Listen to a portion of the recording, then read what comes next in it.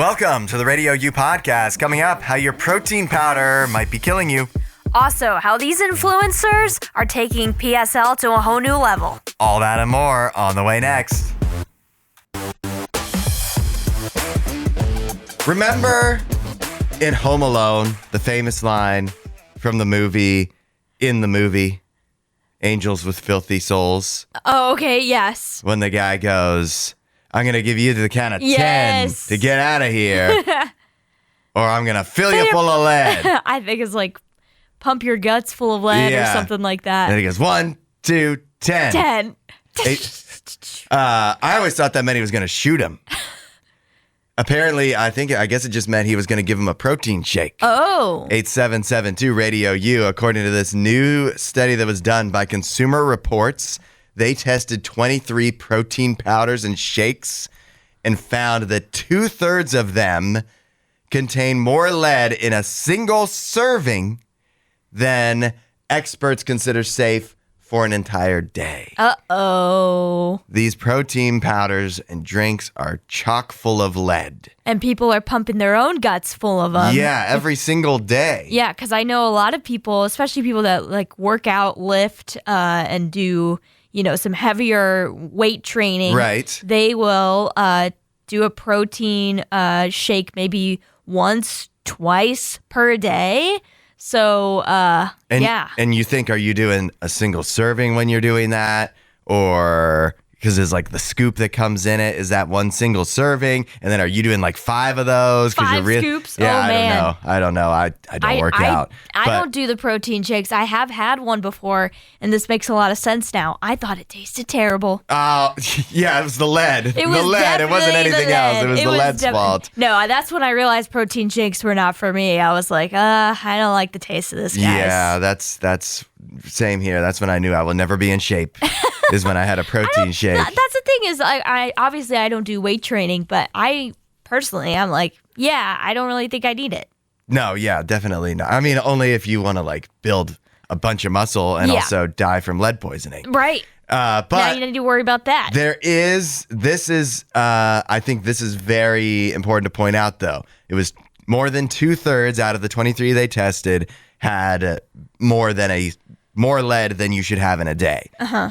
But the lead levels in plant-based products were 9 times higher on average than the dairy-based products and twice as much as the beef-based ones. So in other words, if you're having plant-based protein, you are just you're filling yourself with lead. You're poisoning yourself. Yeah, you're giving yourself lead poisoning. That is nuts because I think often we look at something that's plant-based and we're assuming it's going to be healthier for you. Yeah, and that's all. I mean, it's not always wrong, but it's a faulty assumption. It's a faulty assumption because often what they need to add in to make it plant-based, so like let's say what they need to supplement for when they remove the dairy or remove like the beef or whatever is in it, it's like those supplements are actually often worse for you than if you just would have the original item itself. Yeah. So sorry for ruining your protein shake this morning. Somebody's drinking a protein shake right now. They just spewed it all over their car. They spit it out as they were driving in shock. Not even because they're,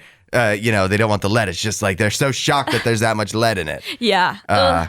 Sorry to start your day on that note. This is going to make some people feel old. This is the 20th anniversary of the premiere of The Office. Wow. Today?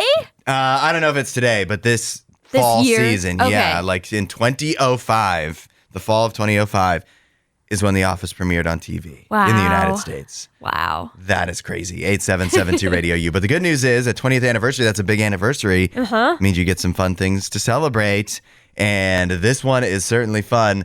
The Office pairing up with HelloFresh, the meal kits, to create 3 special Office-inspired meals that HelloFresh subscribers can get starting in a couple days through Halloween. And if you're not a subscriber, there's going to be limited quantities for you. That includes us, because I mean, you don't subscribe, do you?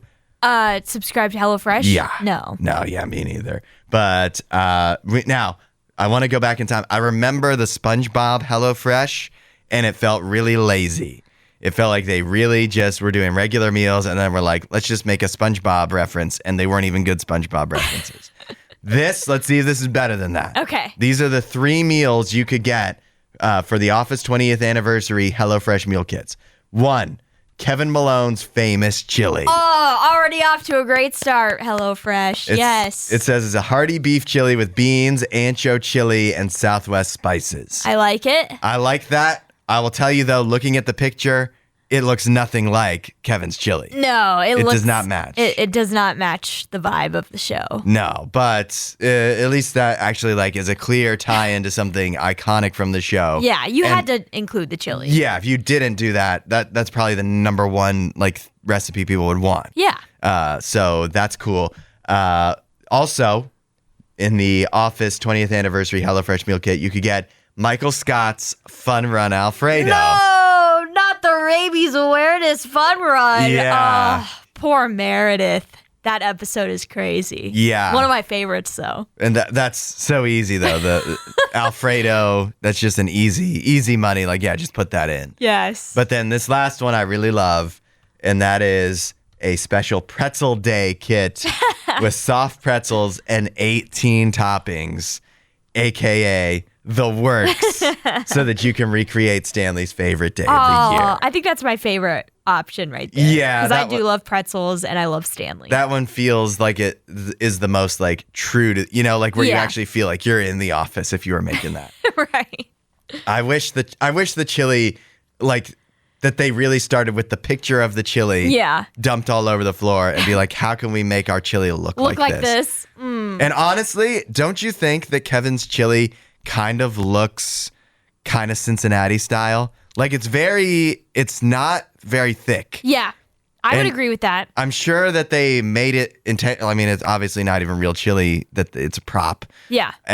So I'm sure they made it much more liquidy for a good effect when it was spilled everywhere. Yeah. But also that made it look like Cincinnati chili to me. Right. Which, Cincinnati and Pennsylvania, not too far from one another. That's true. Maybe he is influenced by that. It could be. Now, if it had beans in it, I don't remember. But if it did, then that wouldn't be Cincinnati, right? Yeah, so, that's right. I don't know. But Which it looks to me as if, and they mentioned that there's beans in this recipe from HelloFresh. Yeah. So it's more of a traditional chili. It's darker and much heartier, it looks like. But it's still fun. And then it's up to you, I guess, whether you want to actually eat that chili or if you want to spill it all over the place. Spill it on the floor. To really have an office effect. Yeah, but then you have to clean it up. Like Kevin with folders or whatever he does. That doesn't sound fun. On Sunday morning at 1 a.m., the sleepy town of Bedford, Indiana, people may have been awoken to the sight and sound of a 2011 Chevy S10 truck flipping over. Uh-oh. 8772 Radio U. The driver of this tan 2011 Chevy S10 was it's a 21-year-old man who admitted he fortunately survived the incident, first of all. That's good. When police arrived at the scene, they quickly picked up on the fact that it seemed like he was drunk. Okay. Not surprising on a weekend. In fact, not only did he seem drunk, but when the deputy went to check his eyes, the driver allegedly said they didn't need to check his eyes because he was drunk. So he admits He it. just gave that information up. So why are we talking about this? Seems like a pretty open and shut case. Seems like it does. Drunk driver shouldn't have gotten behind the wheel, flips his truck. Yeah. Fortunately, nobody was too injured. But there's more. Okay. He says that the reason that he flipped his truck is because a, quote, chupacabra ran out in front of him. Now, that's the kind of excuse you might make up if you were trying to seem like you weren't drunk. Yeah. And you're like, no, it's not because I was drunk. It's because of the chupacabra.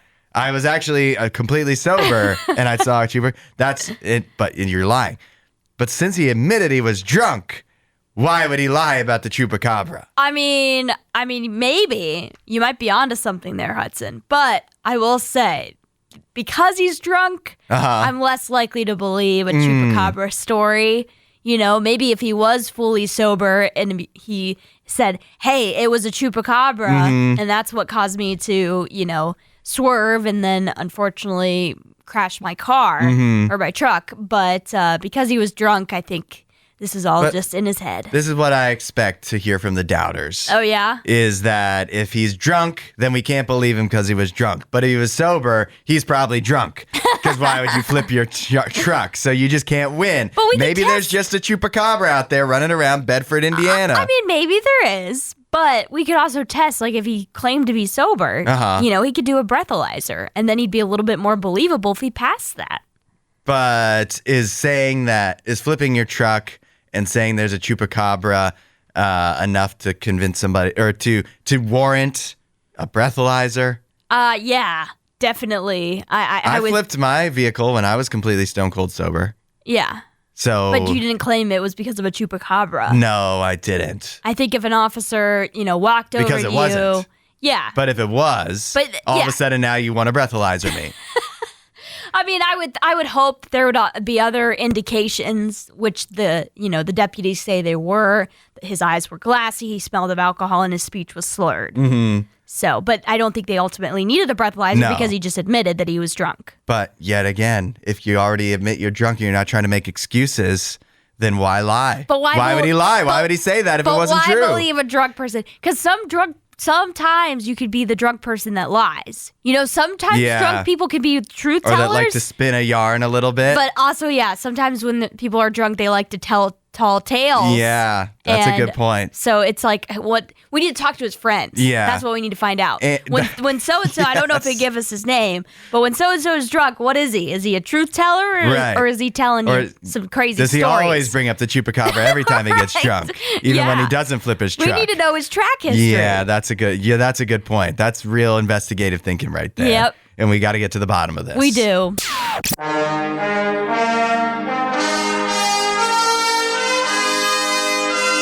Hudson and Alley in space. Well, if you've asked yourself this question before, why have the aliens not found us yet? There's a new answer from astrophysicist Robin Corbett. He says, why the aliens haven't found us yet, Hudson? Yeah? They're as dumb as us. They're just stuck on their planets like us. They can't do interstellar travel. They're stuck and they can't find us and we can't find them. That's his reasoning. That kind of seems reasonable. Typically, for some reason, I feel like we always approach the alien thing from the point of view of like, we are the ones that are going to find the aliens. So we're out there looking, you know? Right. We're sending out the radio signals, all of that stuff. But I think we forget that if aliens are out there, maybe they would find us first. Yeah. And I don't know. This is tough, right? Because it relates to the idea of aliens in the first place relates to the Fermi paradox, right? Yep. Which is like the universe is so big, the odds are there has to be. But if it's so big and the odds are that there must be some out there, odds are one of them would be advanced enough to be traveling around, right? Maybe.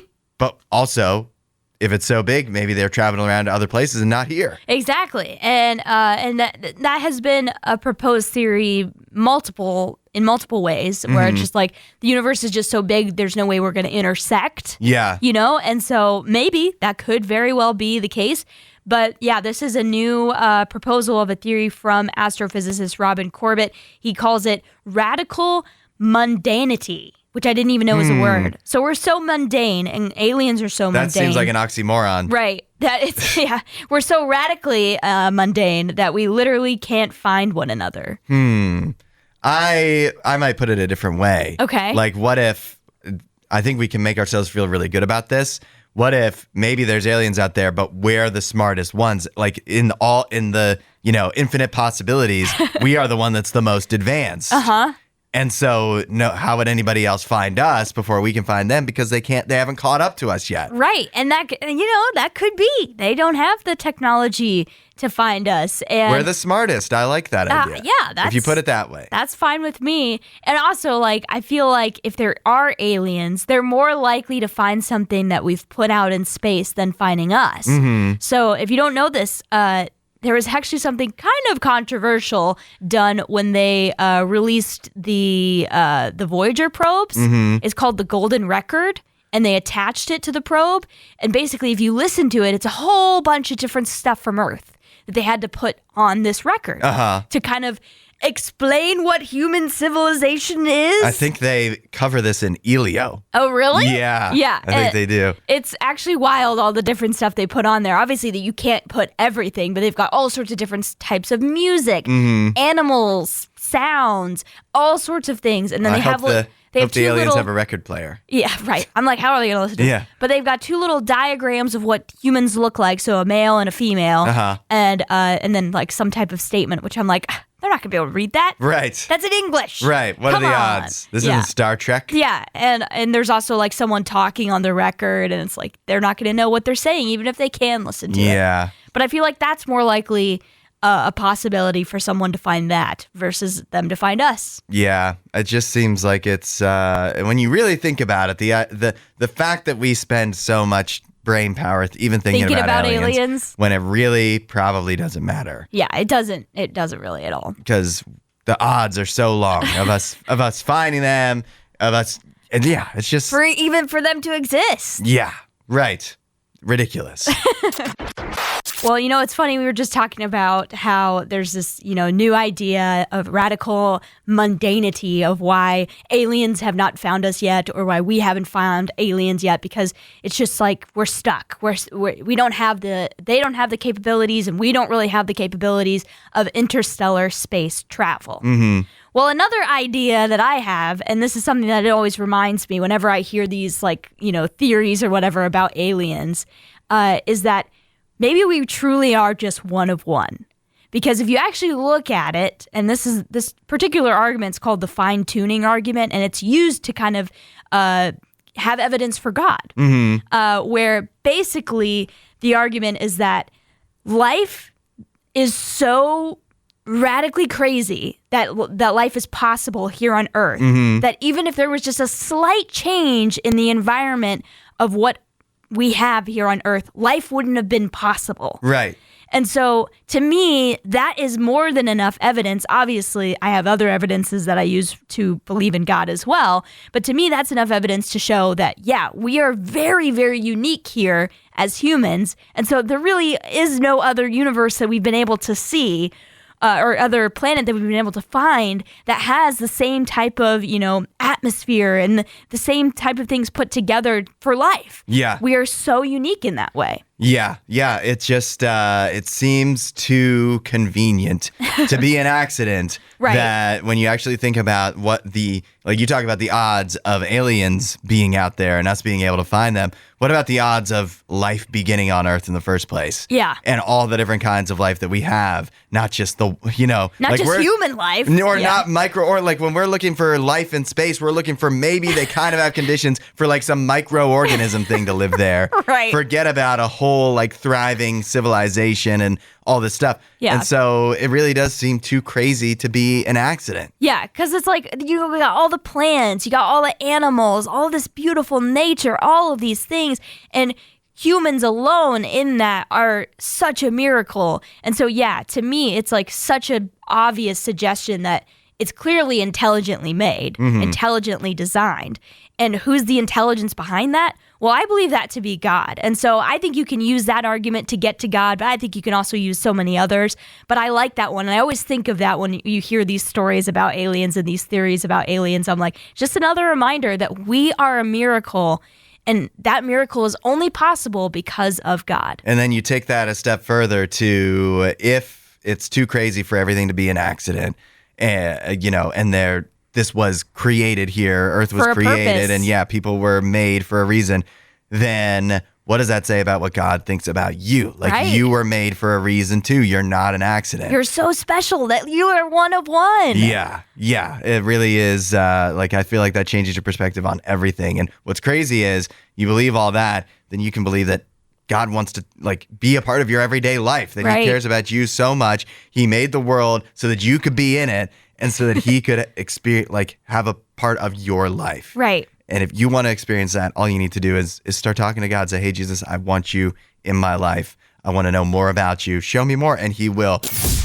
Universal is opening up its first park, not in Orlando or Hollywood. Wow. 8772 Radio U. It's coming next year, believe it or not. Whoa, that's soon. Yeah. So they're already building this. They're getting to work in Frisco, Texas. Okay. Is the next home of a new Universal park. So that's on the north side of Dallas. Before you get too excited though, they're calling it the Universal Kids Resort. And you look at the lands, like the stuff they have planned, this is definitely geared less towards like adult thrill seekers. Right. Or yeah, I mean, this is much more like I'm thinking the kind of stuff you would expect at Disney World, except yeah. without the you know what I mean? It's the theming stuff. I think Universal Orlando is more like there's something for everybody. Yeah. This is definitely more focused on kids because there's the SpongeBob land. Oh, So that's cool. I'm in. I know I'm not a kid, but I'm in. There's also Minions versus Minions land. I'm not in for that. Yeah, that sounds that's tough. But it gets worse. Trolls Fest. I actually liked Trolls a lot. I really did like the first Trolls movie. Trolls and Sing are the two like kids movies that I love cannot Sing. do. I cannot do those. I loved Trolls and I loved Sing, so I'd be in for that. And Elio. I can't do Elio. Oh, well, I've never seen Elio, but I trust you on that one. That one did look really rough. There's Shrek Swamp at the new Universal Kids Resort. There's the Puss in Boots Del Mar. Okay. So that gets separated from the Shrek Swamp. Gets its own deal. And then we're talking, maybe this is a little more for the older kids, Jurassic World Adventure Camp. That sounds fun. And then for the little kids, it'll be the Isle of Curiosity featuring Gabby's Dollhouse. Yeah, that's really popular with the girls right now because I think they just came out with a movie. The movie did just come out. I Yeah. don't think it made a ton of money, but it did come out. So this is coming somehow next year. The Universal Kids Resort will open in Frisco, keeping Texas. this under wraps. Yeah. They've been building this because you would think they've been had to have been working on it for a long time. It seems like it would take more than a year to build an entire amusement park. They probably just didn't want this to like this news. They didn't want it to kind of take away from their big news this year, which was the opening of Epic Universe. Sure. Which was a totally new park in Florida that they opened, which looks really, really awesome. And I definitely want to go there too. But I haven't even been to regular Universal Studios, so I need to go there first. Yeah, me neither. I'm adding all these to my bucket list now. I'm trying to see. They really did not in this announcement mention any specific rides at all. Yeah. So- I wonder I mean, there has to be some fun ones in Bikini Bottom. Come on. It says, what do we have about Bikini Bottom? It says, according to the press release, it features oceans of nautical nonsense as kids can explore Muscle Beach for some rest and Pineapple Paradise for some playful splashing around. So maybe some water stuff. So it's a water park. Yeah, there you go. I like it. But- Yeah. They've got to have some fun rides, though. I have to imagine, like, really reading this, even though we have nothing about, like, specific rides, this definitely seems like, unless you have a child that's, like, in elementary school or younger, like, you're probably... I'd hate to imagine the parents that are, like, taking their 12 and 15-year-olds. Yeah, probably and they're not. like, we're going to Universal. No, they're going to take them to like, Epic. yeah. The one in Texas. And they're like, no. Yeah, they're going to take them to Epic Universe or just Universal Studios because there's way cooler stuff there. They'll be into the Harry Potter world, Right. you know, and all of the fun. Jurassic World stuff they have there looks really cool. Oh, and they've had that for years, Yeah. so that's been a big draw for them. But yeah, Epic Universe is the one I really, really want to go to because it just looks so fun. Well, at least there is like a themed park, like a Yeah. Universal theme park now. You don't have to go to one of the coasts to get to. Right. That's kind of nice. It's in the middle of the country, kind of. Even if it is not as cool as the other theme parks. I have good news and bad news. 8772 Radio U. What should we do first? Let's do the good news. We'll start good. Okay. The good news is K-pop Demon Hunters is coming back to theaters again. Yes. When? Halloween weekend. Okay. So That'll make sense because all the little girls are going to be dressed up as Rumi. Exactly. You won't have to get rid of your costume right away, right after Halloween, because from October 31st through November 2nd, K-pop Demon Hunters will be back in theaters. It has not been detailed yet whether this is going to be the sing-along version that already has been in theaters, or just the regular version of the movie. But it will be back, and it'll be bigger because the first time K-pop Demon Hunters was in theaters back in August, it wasn't in AMC theaters. This time it is? This time it will be. Perfect. Yeah. I need to go see it. I really want to see it on the big screen. And I think you can probably rest assured at this point, whether it is the sing-along version or not, people are going to be singing along. Honestly, I don't blame them. Prepare yourself. I don't blame them. These songs are so singable. So yeah. That is the good news. That is coming up. That's 2 weeks from now. Yep. That'll be out, and that's that weekend only for K-pop Demon Hunters in theaters. The bad news is what's not coming to theaters. That is the Stranger Things finale. Oh, was that expected to be in theaters? Well, the Duffer Brothers, who created Stranger Things, of course, are behind the show. They have kind of been campaigning for it a little bit. Oh, I didn't know that. Yeah. Well, you think, so they're kind of, I don't think you need to make an argument. Would people go see Stranger Things in theaters? Probably. Yeah, maybe. So that's the argument. But what they said is people don't get to experience how much time and effort is spent on sound and picture, and they're seeing it at reduced quality. That's what Matt Duffer told Variety. He said more than that, it's about experiencing it at the same time with fans. There is something special, especially like opening weekend. I don't go to a lot of opening weekends of movies, but it is really cool when the theater's packed and everybody's excited and you're all experiencing everything for the same time, or for the first time all together. I remember going to The Force Awakens, which was the first Star Wars movie that had been made, in several years. And the theater experience, I went the opening night, like Thursday night previews technically, so not even opening night. And what an amazing experience. So I completely agree with that concept that there is something fun about coming all together and watching the movie together. And it's true. When you're watching it on your TV versus watching it in a theater on a really nice screen with really nice speakers, the experience is a lot better. It's heightened. So I get his argument there. Yeah. However, Netflix's chief content officer, get ready, remember this name because this person sucks, is Bella Baharia, said, Stranger Things has not suffered from lack of conversation or community or sharing of fandom. I think releasing it on Netflix is giving the fans what they want. I mean, okay, on the one hand, I get people being upset with comments like that, but also I kind of get what she's saying. I'm assuming it's a she because Bella, but I get what she's saying because, also, do you really want to have to spend more money to go see it? Because when they release the shows or movies in theaters before they bring them on Netflix, it often means they get delayed to release on Netflix. And I don't think any fans want that. We want the show to come out and for us to be able to watch it as soon as possible.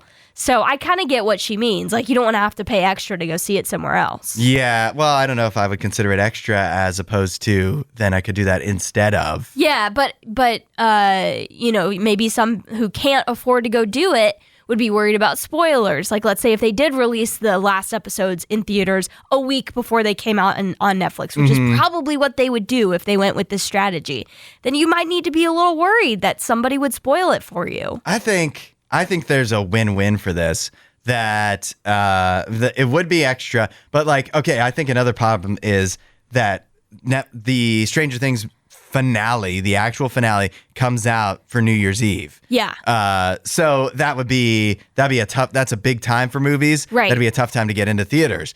But you could do what you're doing with K-pop and Demon Hunters, already plan ahead. The January, there's no movies. Yeah, do it after. Yeah, and so do it the same way.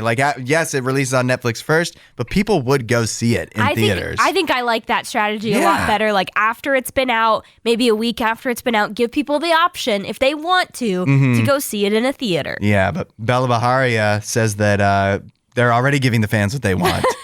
I'm not sure about that. Also, you take like 8 years to make a season, so you're not going to do that either. Right. There's a new trend going around that's driving Starbucks baristas insane. 8772 Radio U. Maybe you've seen an influencer or two do this. Bring a full-size, real-life pumpkin to Starbucks. Oh. And ask the barista to pour the drink into the pumpkin. As in, like, the pumpkin's carved out, right? Oh, okay. So the stuff's already been removed. Yeah. Okay, that's good. Like before you would actually make it a jack-o'-lantern, because obviously then the drink would just fall out. Yeah. But the step you take before you actually carve it, of like, taking the top off. And removing all the gunk. Yeah, get all the gunk out. Yeah. People have been doing this at Starbucks. Baristas are getting annoyed. People in the comments it's perfect for going viral because it is getting people in the comments riled up as well. Really? Where they're like, yeah, why are you doing this? Why are you making the workers work this hard? You're making them work harder than they're getting paid. Well, isn't Starbucks the place that like encourages you to bring your own cup? I think well, is this a cup though? I mean, maybe not. But like, it doesn't seem that much harder. But what is the definition of cup now that we come to it? Right. Exactly. Because I feel like if this is a container that you could put a drink in, then I think it counts. And they're not asking you to clean it out. Like I would be fully on the barista side. Yeah. If they just brought a full-on pumpkin that hadn't been cleaned out. They're like, well, that's not a cup. I can't do anything with this. Right. And that's going to take us way too long to clean it all out for you. That's not our job. But if it's already been cleaned out and all you got to do is pour the coffee in there. Right. That's no big deal. Yeah, I'm actually, I need to maybe watch more of these to see what is the big problem. Yeah. Because I used to be a barista, and I don't think this would really be that big of a deal. I would definitely think you were weird for doing it, and I would probably want you to tip me extra just because you're using me for your content. I always feel like that. Like, if you're going to use other people at their job for your content, just tip them a little bit. Yeah, that's true. That part I get. I wouldn't want to be filmed if it was something that I was like, because I used to work at a cafe, and I probably wouldn't want to be filmed in a video. But as a barista, this shouldn't actually really be extra work for you, because you just make the drink as you would normally in a cup. And then just pour it. And then pour it into the pumpkin and then add the whipped cream afterwards if that's what and then it's like it's nothing different. Right. That seems to be what they did, because there was a video of a girl doing it. She had 3 little pumpkins. These are like the mini pumpkins, not big pumpkins. Don't think it's like the ones that you sit outside by your door. Right. And so 3 mini pumpkins, they pour the drink in, and then they do the whipped cream on top and like the little bit of pumpkin spice, I guess, on top of the whipped cream. It looked really cool. It actually is. It's definitely a vibe. Yeah, it is a very fun fall vibe, and I can see how something like this would go viral. The pictures of this would even go viral. Yep. And so, yeah, it's. I don't think there's anything wrong with it, other than maybe if the baristas are arguing, well, it's messing up our measurements, because I know Starbucks is really like the measurements have to be exact. So maybe that's the thing they're complaining about. But still, like if you're going to complain about your pumpkin not being filled up enough, well, you brought in a pumpkin. No, I mean the baristas are saying like it messes up their measurements because they don't know how much coffee is supposed to go. Just make it whatever. They order whatever size they order, and you make it. And if it's too big for the pumpkin, it pours out. Yeah. And if it's too small, your pumpkin's not filled enough, well, boo-hoo. Yeah. You should have just give them the rest in the cup. You should have measured your pumpkin better. I will say, I was thinking, what is the definition of cup? These are not cups, these are bowls. Yeah, they are kind of more like bowls. It's too round to be a cup. But it is also giving like coconut. You know, like a coconut that you can drink out of. Which makes me like this idea more. I do think this idea is really cute. Yeah. I wouldn't do it because I don't drink coffee, but I do think it's a cute idea. I also think if you've ever like scooped, when you've made jack-o'-lanterns or scooped out of a pumpkin, that none of that makes me hungry. Yeah. I feel like that would mess up the flavor of the drink in a way I don't like. That's the other reason I wouldn't do this. Who's on top and who's not? It's First to Worst on Radio U. You know how this works. Allie and I have a topic. We have to pick our first and worst choices for things from this topic, and then you decide which one of us chose better and which picks we missed completely. Halloween is almost here. Yes.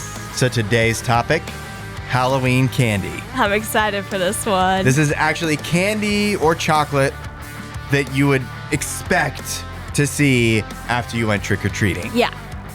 What is the best and worst? I get to choose first. I didn't overthink this one. I really didn't spend much time thinking about it at all. First, Reese's. You could never have too many Reese's. Honestly, if I came home, it's not like I don't like other candy or chocolate, but if I went trick-or-treating and I dumped out my bucket and all that was in there was Reese's, I'd be happy. Yeah. I'd be so happy. Yeah. And all the other stuff that's in there, I feel like I could never have enough Reese's. Like, no matter how many are in there. So I think that's easy. Right. Easy choice. Worst. Worst is Dots. Oh, Dots. Yeah. Okay. Yeah, those little boxes, Yep. those little gummy things. They're not sweet. I don't know what they're supposed to. I feel like that's what people put in fruitcake. Yeah, I was going to Dots. say, it just doesn't have a lot of flavor, They're really. gummy. They have a weird texture. They don't have a good flavor. They're not fun. It's almost like medicine. Yeah. And so, except it doesn't do anything. So my first Halloween candy, Reese's. My worst, Dots. You know, it's funny. I was thinking we might have the exact same answers. I was going to go with Reese's as well because I love the Reese's cups. Mm-hmm. But I'm going to change my answer just so that, we don't have the same first one. Okay. I'm going with the Hershey bar. Anytime, and I had to put myself in Kid Alley brain here because I don't really eat candy anymore. So I was thinking about if I was a kid trick-or-treating, what would I get excited about?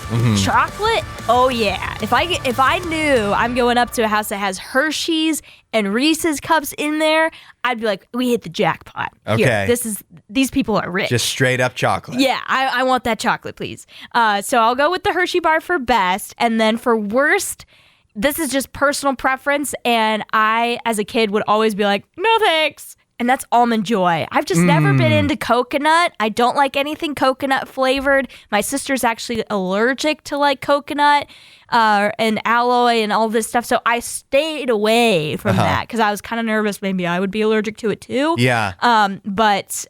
So Almond Joy I would be, as a kid, avoiding at all cost. I can't argue with the Almond Joy being bad. Coconut is nasty. Yeah. I don't like anything with coconut in it. I don't like coconut flavor. Yep. So good choice there. Okay.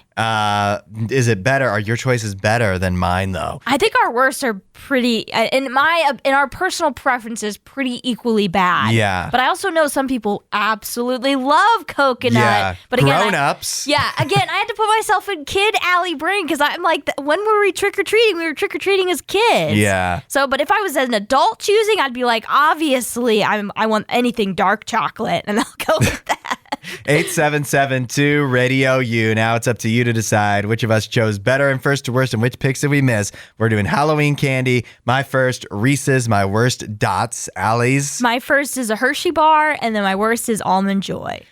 We'll see what people are saying at 8772 Radio U. Coming up, you can chime in on our first to worst picks today, where Allie and I have chosen our first and worst choices for Halloween candy or chocolate, stuff that you would expect to get if you were trick-or-treating.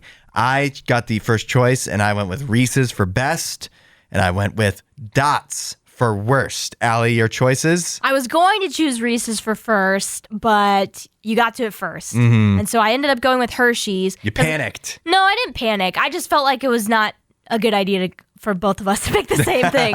But because I was nervous that we were going to have the exact same answers. But so I went with Hershey's because truly, as a kid, any type of like those two chocolates, I would feel like were the jackpot for me. And then for worst, I went with Almond Joy. Interesting. The votes are coming in at 8772 Radio U. Let's start with Andrea, who says, I always liked Dots, What? but I accept that everyone else hates them. Allie and I She were knows talking. she's in the minority. We are talking, can you even buy Dots on their own? Or are they only mixed in the variety bags of other candy you would actually want? Yeah. As if to say, we have to get rid of these somehow. They've been sitting here since the 80s. Yeah, we have These to boxes. fill up this variety box with something. So let's throw these in here. Honestly. Andrea did say, though, I hate coconut candy too, but Hershey chocolate is lame. Reese's wins it for Hudson. Hershey's chocolate is lame. She likes my worst, and she still chose me. Yeah, that's so interesting. But okay. We also heard from Regina this morning. She says she's going with you, Hudson, because she loves Reese's. And she said she found a plant-based version that she can eat, and it hits. I'd like to hear about that. I'm glad more. to hear that. Yeah, I wouldn't think there would be a plant-based version of Reese's, but that's how beloved they are. And she likes coconut. So she's going with me, though. Okay, another vote for me. Yep, I said that. Landon says, both good picks, but I'd lean towards Reese's for first. I wouldn't necessarily enjoy the Almond Joys, but I would eat them. Dots would probably just go in the trash, though. Yeah, they're a trash thing. That's where they belong. Yeah, I would not touch an Almond Joy, though. I think I would eat a Dots before I would eat Almond Joy. Yeah, it's hard to decide on worst because I guess equally, I'm not eating either of those. Yeah, for me personally. I definitely don't want to eat either of those. But if I was forced to choose between the two, I would go with the tasteless gummy over the coconut flavor that I hate. That's a tough question. Yeah. What a horrible scenario that would be. I know. No one at least neither of us want to be put in that situation. We heard from William this morning. He says he's not a fan of chocolate. Ooh. But his fave would have probably been Twizzlers or Sour Patch Kids. Those are great choices. Good choices. But he's going with you, Hudson, because he agrees with you on the worst with the Dots. And he also thinks that because he doesn't like chocolate, he thinks he'd rather go with chocolate mixed with something rather than straight up chocolate. That makes sense. That definitely makes sense. Thomas says, I'm allergic to nuts now, but when I was a kid, I loved Reese's. And I actually like Dots okay. Almond Joy are terrible regardless, but give Hudson the edge. Wow. This is a landslide. Adult me would have to go with Allie, though, with my allergies, because I can actually have some Hershey's. Okay. So you get, was that a half a vote? Partial credit? Yeah. We heard from Lindsay. She says she's with Allie, considering the Almond Joy would kill her. Yeah, that's my sister. Who's Okay, allergic there you to go. The coconut. There you go. You finally got a vote.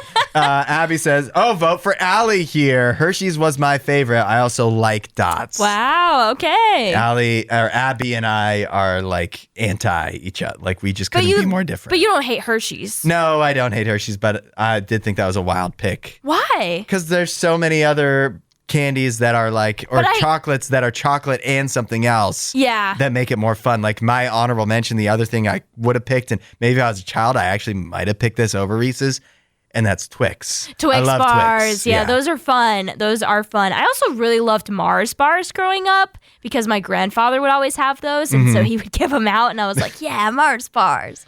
Jen got in. She says, Twix for the best. Speaking of Twix, Necco for the worst. Oh, I don't even know if I've had Necco. Necco is basically Tums. Tums? Yeah, pretty much. They come in a little wax. Okay, I've definitely seen those, but I don't think I've ever tried like them. coin shaped. Yeah. They're like, I think they're the oldest candy that's ever, you know what I mean? Oh, yeah. Or they're basically like the Sweethearts, but circular. Oh, yeah. Those don't really have much flavor either. And wrapped like they're a roll of coins. We heard from Erin this morning. She says she always hated taffy candy, taffy-like peanut butter things that were supposed to be candy. They came wrapped in black or orange wax paper. Oh, yeah, I know what you're talking about. Those aren't great. And she just says, anything chocolate was winning for me. Yeah, I think as kids, anything that was chocolate, because chocolate was more rare, it was like you hit the jackpot. And Corey says, Dots over Almond Joy for sure. Can't go wrong with pure chocolate either. You made a little bit of a comeback here. I did, towards the end. But I think we both get credit for this win here. And I think ultimately the winner clearly is Reese's Cups because I think we both would pick that. Yeah. And, man, this kind of makes me want to go trick-or-treating. Right now. Yeah. I heard Sparkle talk about this yesterday, 8772 Radio U, a new survey that's come out that says 1 out of 4 college grads wish they could go back to college again. Really? Yeah. Interesting. Sparkle said she would never want to do that. Okay. Like that was her most insecure time of her life was in college. What about you, Allie? You're a college grad. Yep.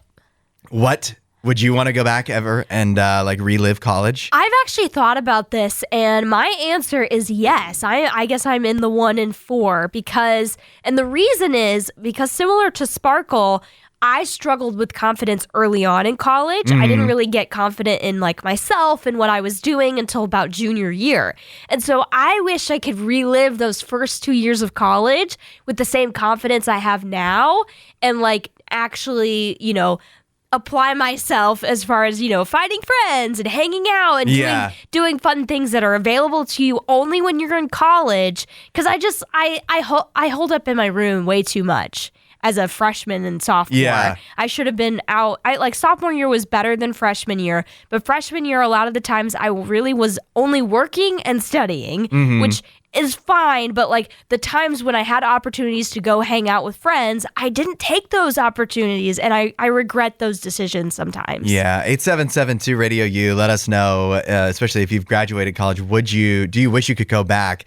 I think I was thinking of this from the perspective of, okay, if you're in college now, or you haven't gone to college yet, but you're going to, what can you learn from this? Yeah.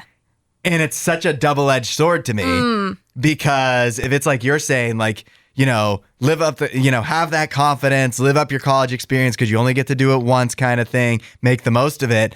But if you have such a good college experience, then when you get older, you're gonna man, college was so fun. I wish everything was like that. Yeah. But then if you do what you did for at least part of it, which is you didn't, have the full college, you kind of, kept to yourself and everything. Yeah.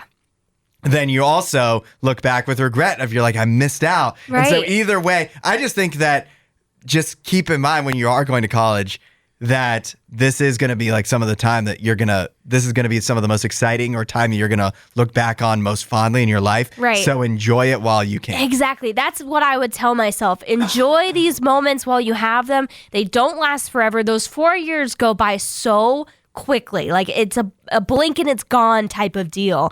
And so I would just tell myself, if I had the opportunity to go back to college, take advantage of every moment for friendship, for, hanging out with friends. And obviously, I think another part of this can be academics, because a lot of people will share with you, I didn't take academics very seriously, but I would now, knowing the things I know. Yeah. And so for some people, it's just I would not take advantage of being in the classroom, because, having the ability to just be able to focus on school as an adult is actually really cool. Yeah. Because most adults, if you go back to school, you're working, you have family, you have other obligations. And so just to be able to have full-time school, it's actually a privilege. Yeah. Yeah, it is tough because, at the age when you are in college, typically, it's hard to focus all the time. It really is. It's hard to focus, and it's hard to apply yourselves because you do have other things going on. You got your friends, you got all sorts of stuff. And for me, I was also working because I had to work through college. Right. And I know that's the same situation for a lot of people. But yeah, I would kind of like to go back and relive some of those moments. Yeah. Well,